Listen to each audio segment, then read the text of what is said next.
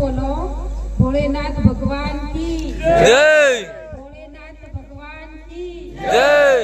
हनुमान दादा की जय।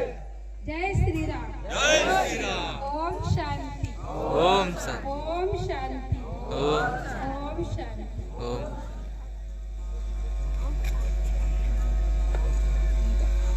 અમે પણ એક સુંદર વાત તમને કહી સાચે, કારણ કે દિલની અંદર એટલો બધા ભક્તજનોને જોઈને ઉમંગ ઉત્સાહ જાગી રહ્યો છે। તો આજની શામ પ્રભુ કે નામ હે ના, આજે આપણે ડુમકા પાવન ગામની અંદર આજે એ પ્રસંગ ઉજવી રહ્યા છે કે આજની શામ નહીં પણ આજ કી રાત ભગવાન કે નામ પર। ખૂબ સુંદર પ્રોગ્રામ જ્યારે આપણે ડુમકા ગામના હનુમાન દાદા વિથ શિવ ભગવાનના જ્યારે પ્રાંગણની અંદર આટલો સુંદર મજાનો પ્રોગ્રામ ઉજવી રહ્યા છે। ધન્ય ધન્ય છે આ ડુમકા ગામની પાવન ધરતી। આજે હરેકના દિલની અંદર, હરેકના મનની અંદર જે ભક્તિ ભાવનો ઉમંગ જે જોઈ રહ્યા છે એ ધન્ય છે। હું તો એવું કહીશ, કદાચ આજુબાજુના ગામડાના જે ભાઈ બહેનો ન આવ્યા એ ખૂબ ખૂબ દુર્ભાગ્યશાળી કહેવાય કે આજે આવો લહાવો દૂર દૂરથી કેટલા બધા સંત મહાત્માઓ જ્યારે તમારા ડુમકા ગામના પ્રાંગણની અંદર જ્યારે આવો ખૂબ જ ઉમંગ ઉત્સાહ ભર્યો ઉત્સવ મનાવવા માટે આવે છે તો ધન્ય છે આ ધરતીના પુત્ર, આ ધરતીની બહેનો, આ ધરતીના બાળકો કે ધન્ય આજે આપણે શિવ પરમ પિતા પરમાત્માનો પણ આજે આપણે મંદિરમાં જેનો અભિષેક કર્યો છે એ પરમ પિતા પરમાત્મા આ ધરતી પર કેમ આવે છે? તો જ્યારે જ્યારે આ સૃષ્ટિ પર લોક સત્તા, ધર્મ સત્તા અને રાજ સત્તા આ ત્રણેય સત્તાઓ જ્યારે હલી જાય છે ત્યારે સ્વયં પરમ પિતા પરમાત્માને આ સૃષ્ટિ પર આવવાની જરૂર પડે છે અને ભગવાન આવીને હરેક મનુષ્ય આત્માનું કલ્યાણ કરવા માટે આપણને કહે છે કે પરમ પિતા પરમાત્મા શિવ જ્યારે ભોળાનાથ કલ્યાણકારી વિશ્વ રચયિતા, કરુણાનિધિ, દયાના સાગર, અનંત અખંડ જ્યોતિ બિંદુ સ્વરૂપ પરમાત્મા પિતા જે ગામના પ્રાંગણની અંદર એમનો અભિષેક થઈ જાય છે તો ખરેખર એ ધરતી ખૂબ ધન્ય કહેવાય। કેમ કે દુનિયાની અંદર પણ આપણે જોઈએ 12 જ્યોતિર્લિંગમની જે મહિમા છે એની મહિમા અપાર છે અને એ જ આજે આપણે ડુમકા ગામના પ્રાંગણની અંદર આપણે અભિષેક કર્યો શિવ પરમાત્મા પિતાનો। તો એ જ પરમ પિતા પરમાત્મા આપણા પિતા માના કલ્યાણકારી અને આજે એ પિતાનો જ્યારે આપણે અભિષેક કર્યો અને એ પરમ પિતા પરમાત્માનો અભિષેક થયો ત્યાંથી આપણી આ ધરતી પર, ડુમકા ગામની ધરતી પર ઘર ઘર સુખ શાંતિ અને સંપન્નતાથી ભરપૂર થવામાં વાર કરશે નહીં। પણ એના માટે મારા ડુમકા ગામના સાથે સાથે આજુબાજુના ગામના પણ ભાઈ બહેનો છે, ભક્તજનો અહીંયા પધાર્યા છો તો આજે આ પ્રાંગણની અંદર, કેમ કે આ પ્રાંગણ એટલું પવિત્ર અને પાવન છે જે પરમપિતા પરમાત્મા અને હનુમાન દાદા ના સાનિધ્યમાં જ્યારે તમે બેસી અને આજે આખી રાત એક ઉમંગ, અલૌકિક ઉમંગ ઉત્સાહ મનાવી રહ્યા છો તો આજે મારા પ્યારા ભાઈ બહેનો મને કહેવાની ઈચ્છા થાય કે નાના મોટા વ્યસનો છે, નાની મોટી બુરાઈઓ છે, એકબીજાની ઈર્ષા, નફરત, વેર, ઝેર, તારું મારું જે આપણે વાડા બનાવી દીધા છે એને છોડો। આપણે એક જ પિતાના સંતાન છીએ અને એક જ ઘરે જવાના છીએ। એ ભૂલી જજો કે કયા ધર્મવાળો આવ્યો ને કયા ધર્મવાળો આવ્યો અને કયા ભગવાનને માનવા વાળો આવ્યો નહીં। આપણે બધા એક જ પિતાના સંતાન છીએ, એક જ ઘરે જવાના છીએ અને જ્યારે આપણે એક બનીશું, નેક બનીશું ત્યારે આ જગતમાં આટલા જ નહીં પણ સમસ્ત આપણો જે આ બાજુનો આપણો એરિયા છે બધા આવી જ રીતના એક ભક્તિ ભાવ બની અને એક જ પ્રાંગણની અંદર ભેગા થઈએ તો ખરેખર આપણે આ ધરતી માં પર સોનાનો સૂરજ એક દિવસ ઉગાડી શકીશું। પરંતુ ભાઈઓ અને બહેનો, આજે હું તમને ખાસ કહીશ કે નાની સરખી એક વાત કહીશ.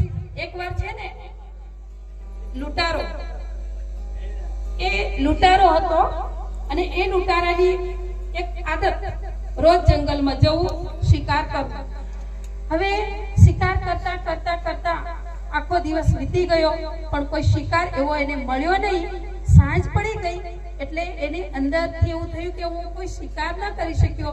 હવે ઘરે જઈ અને એના બાળ બચ્ચોને શું ખવડાવીશ? ત્યારે એને બહુ ટેન્શન થવા માંડ્યું. ત્યારે એક ઝાડ પર ચડી જાય છે. ઝાડ પર ચડી જાય છે કેમ કે દૂર દૂરથી કોઈ શિકાર દેખાય અને હું શિકાર કરીને ઘરે લઈ જાઉં, પણ કોઈ શિકાર મળ્યો નહીં. તો જ્યારે આપણા મનની અંદર પણ કોઈ ટેન્શન હોય ને ત્યારે એ વ્યક્તિ શાંત ના બેસે. ક્યાંક તો ઊભો થશે, બેસશે, ફરી પાછો બેસશે, ફરી પાછો ઊભો થશે, 4 પગલા ચાલશે. એના ટેન્શન વાળી વ્યક્તિ ક્યારે શાંત રહી શકે નહીં. તો એ શિકારી પણ ઝાડ પર ચડી ગયો. તો એ ઝાડ પર એની ચિંતા કરતા કરતા બીલીનું ઝાડ હતું. બીલીપત્ર તોડે છે અને નીચે નાખે, બીલીપત્ર તોડે અને નીચે નાખે. હવે નીચે પૌરાણિક એક શિવલિંગ હતું. હવે એ બધા બીલીપત્ર કોના પર પડ્યા? શિવલિંગ પર. હવે શિવ પરમાત્મા તો ભોળાનાથ છે, એટલા બધા ભોળા છે કે એની પાસે અગર પાપીમાં પાપી અજામિલ જેવો પાપી પણ જાય ને અને પોતાના પાપ જે એની આગળ પુકારી દે છે ને તો એને પણ એ વરદાન આપી દે છે. એને પણ એ વરદાન આપી દે. તો જ્યારે એ શિકારી પાન તોડે છે, નાખે છે, તો શિવ બાબા તો ઉત્પન્ન થઈ ગયા, તારા સાક્ષાત્કાર થઈ ગયા. અરે મારા બાળક, જે તું માંગે, જે તને જે પણ માંગે હું આપવા માટે આજે તારી આગળ સાક્ષાત્કાર હું ઊભો થયો છું. ત્યારે શિકારી તો જોતા જ રહી જાય છે. તો કે ભગવાન, હું તો એકદમ પાપી છું, હું તો શિકાર કરું છું, પણ નહીં, હું તારા પર ખૂબ ખુશ થયો છું, તું માંગ. તો વિચાર કરો, આજે એક શિકારીને પણ ભગવાન ભોળાનાથ મળતા હોય તો આપણે બધા તો સાત્વિક છીએ, ભક્તિ કરતા છીએ, એનું રાત દિવસ રટણ કરતા છીએ. શું એ ભોળાનાથ પરમાત્માનો આજે અભિષેક થયો? એ પરમપિતા પરમાત્માને તમે અગર રોજ આવીને આ મંદિરમાં ખાલી 5 મિનિટ બેસો ને તો તમારી હરેક મનોકામના પૂર્ણ થઈ જશે. હરેક મનોકામના.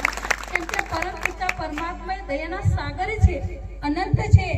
અને એ ભગવાનનું નામ તો બહુ ઊંચું છે, જેમાં કહીએ ઊંચા તેરા નામ, ઊંચા તેરા કામ और ઊંચા તેરા ધામ. એ જ પરમપિતા પરમાત્મા આપણા ડુમકા પ્રાંગણની અંદર આવી ચૂક્યા છે. ભગવાનનો અભિષેક થઈ ગયો, અર્થાત એમને આવી ચૂક્યા છે. તો આ મંદિર ના સમજજો, ભગવાનનું ઘર થઈ ગયું છે. અને જ્યાં ભગવાનનું ઘર હોય ને ત્યાં સાક્ષાત ભગવાન વાસ કરતા હોય છે. તો મારા પ્યારા ભાઈઓ અને બહેનો, આજે આ સંતો આવ્યા છે તમને ભજનના રૂપે કંઈક ને કંઈક ગુણ શીખવાડે. તમારા જીવનની અંદર ઘણી બધી આપણાની અંદર બુરાઈઓ છે, ઈર્ષા કરવી, કોઈનું લઈ લેવાની ભાવના, એના બીજું તો કઈ નહીં, પણ કોઈકનું સુખ એ પણ આપણે જોઈ શકતા નથી. કોઈકે કદાચ ઘર સારું બનાવી દીધું હોય અને આપણું ઝૂંપડું હોય તો આપણે દુઃખી ના થઈએ, પણ પેલાનું ઘર બંગલો જોઈને આપણે વધારે દુઃખી થઈએ છીએ. એટલે કે ને આજે આપણા ગામડાની અંદર તારી મારી નિંદા, નફરત, વેર, ઝેર, રાગ, દ્વેષ એટલું બધું ચાલી રહ્યું છે કે ના પૂછો. મારું તો છે જ મારું, પણ તારું મારું, બીજાનું લેવા પણ આપણે પાછા પડતા નથી. તો આજે એ નાની નાની જે બુરાઈઓ છે, જે આજે ઘર ઘર તોડી રહી છે, એના ભાઈ ભાઈ વચ્ચે પણ બનતું નથી. ઘર ઘરમાં દિવાલો થઈ રહી છે. કેમ કે આપણાની અંદર એ ખોટા વિકારો આવી ગયા છે. એને છોડીએ. આપણે બધા એક જ પિતાના બાળકો છીએ, એક જ ઘરે જવાનું છે. હાથમાં હાથ લઈ અને બધાને સુખી કરવા, હરેકનું કલ્યાણ થાય એવું કર્મ કરીએ.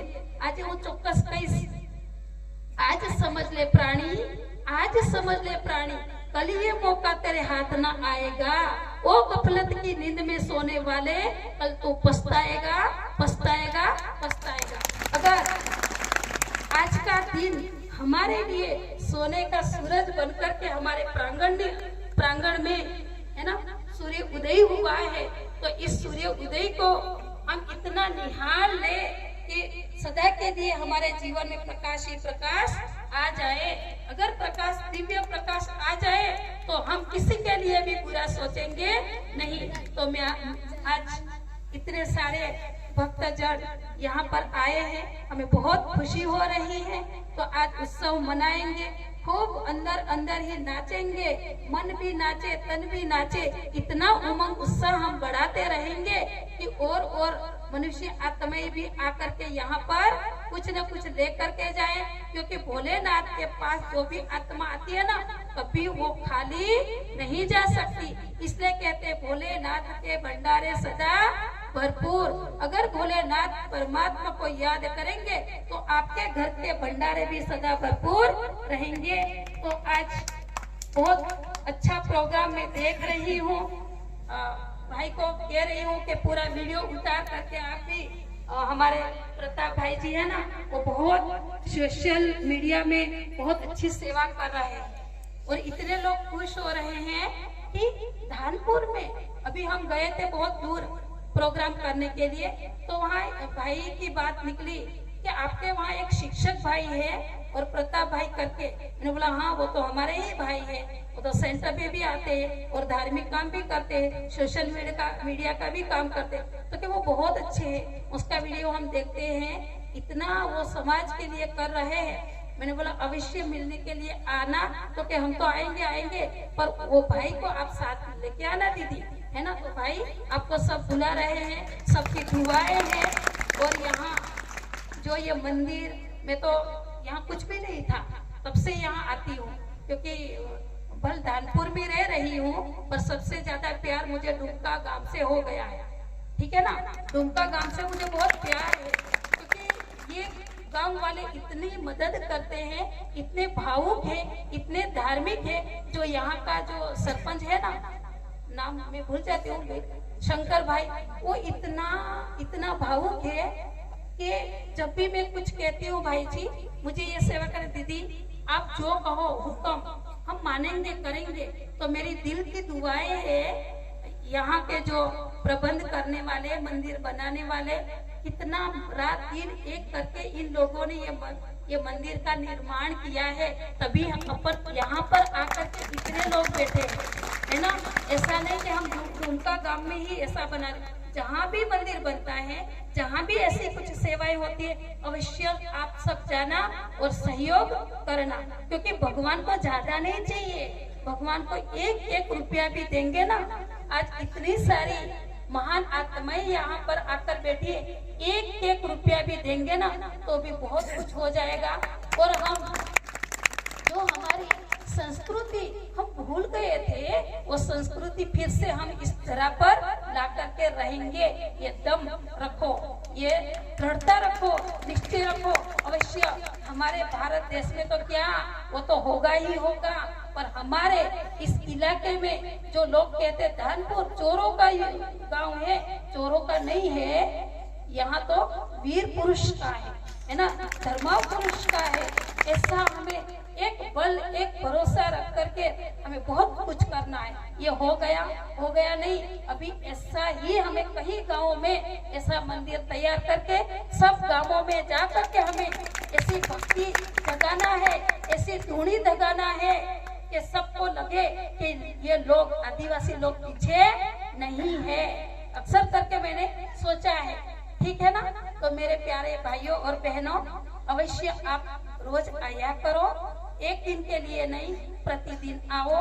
आपके भगवान आकर के कष्ट मिटाएंगे और आपको बहुत बहुत बहुत सुखी बनाएंगे। मैं खास धन्यवाद देना चाहती हूँ, क्योंकि हमारे सरपंच भाई हैं और भैलू भाई हैं, हमारे प्रताप भाई भ्राता है, वो तो रात दिन एक करते ही है, जहाँ तहाँ सेंटर के लिए भी है ना। और ऐसे कहाँ न कहाँ सोशल मीडिया की जो भी सेवा होती है वहाँ भी भाई पहुँच जाते हैं। और आजकल है ना, जब अपने समाज में जो बुराइयाँ चल रही है, बलि प्रथा चल रही है, दहेज प्रथा चल रही है, अंधविश्वास चल रहा है, बहुत कुछ चल रहा है। जैसे हमारे समाज में उद्धई की तरह सब खा रहे, उसके लिए भी हमारे ये भाई अभियान लेकर के बहुत आगे बढ़ रहे हैं। तो हमारे दिल की दुआएं हैं, आप सब आगे बढ़ते चलो, बढ़ते चलो, बढ़ते चलो। एक दिन परमात्मा पिता आप सबको बहुत आगे बढ़ाएंगे और एक दिन आप सबके हाथ में इतना बुलंद एक धर्म की ध्वजा होगी जो हम पीछे नहीं हटेंगे। ठीक है। ओम शांति, ओम शांति। धन्यवाद।